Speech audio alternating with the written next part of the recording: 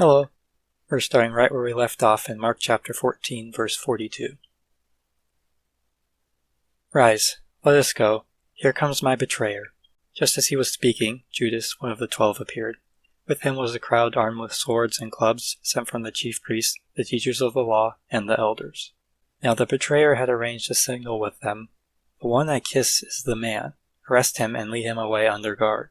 Going at once to Jesus, Judas said, Rabbi, and kissed him. Luke chapter 22 verse 48 says, But Jesus asked him, Judas, are you betraying the Son of Man with a kiss? Jumping over to John chapter 18 verse 4, Jesus, knowing all that was going to happen to him, went out and asked them, Who is it you want? Jesus of Nazareth, they replied. I am he, Jesus said, and Judas the traitor was standing there with them. When Jesus said, I am he, they drew back and fell to the ground. Again he asked them, Who is it you want? And they said, Jesus of Nazareth. This essentially states that Jesus always spoke with authority. I told you that I am he, Jesus answered. If you are looking for me, then let these men go. This happened so that the words he had spoken would be fulfilled. I have not lost one of those you gave me. Prophecies aren't the only things getting fulfilled. Jesus made a promise personally to the disciples that they will not be lost, as said in chapter 17, verse 12. But yes, prophecies were fulfilled as well.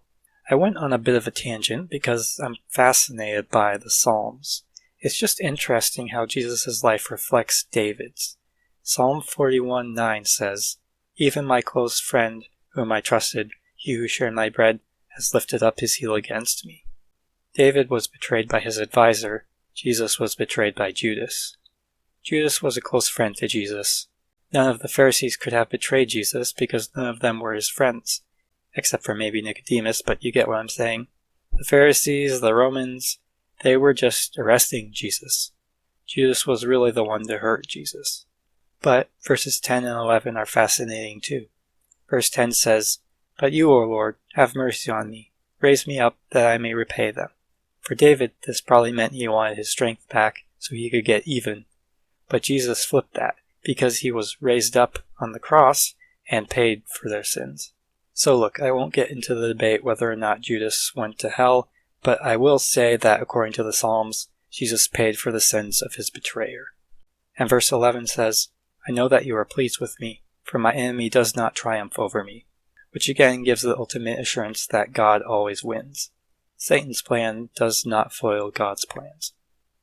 Now I'm going to jump wildly from book to book, so hopefully you can keep up.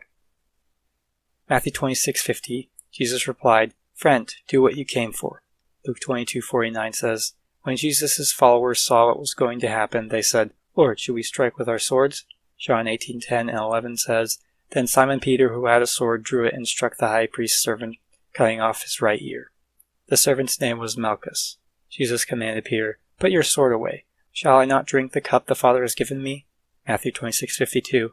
For all who draw the sword will die by the sword. Luke 22:51. And he touched the man's ear and healed him. Matthew 26:53 through 56. Do you think I cannot call on my Father, and he will at once put at my disposal more than 12 legions of angels? But how then would the scriptures be fulfilled that say it must happen in this way? At that time Jesus said to the crowd, Am I leading a rebellion that you have come out with swords and gloves to capture me? Every day I sat in the temple courts teaching, and you did not arrest me. But this has all taken place that the writings of the prophets might be fulfilled. Then all the disciples deserted him and fled. I wonder, because as stated previously, they had 2 swords. Peter had one, and he used it. The other disciple didn't use it.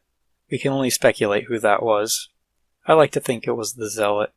It would show his growth. Anyways, some have wondered if Peter actually chopped the ear from behind the servant, which would not be very honorable. Jesus asks, Am I leading a rebellion? And Peter did make it look that way. Honestly, that can be put in a modern sense so well.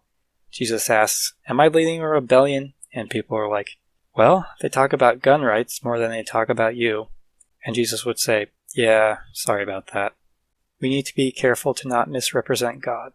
Jesus says that all who draw the sword will die by the sword. You reap what you sow. Violence creates violence. Fighting fire with fire just makes the fire bigger. And he gives the ultimate reason why. God doesn't need us to do anything. He has legions of angels. He doesn't need our help. Now, that doesn't mean we're useless. We are to make disciples of all nations, protecting and helping all we can. But we can't forget that God has all the power.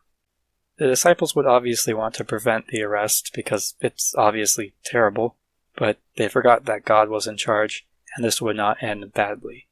We need to remember that even in times of trouble, God promises that it will not be in vain. Thanks for listening.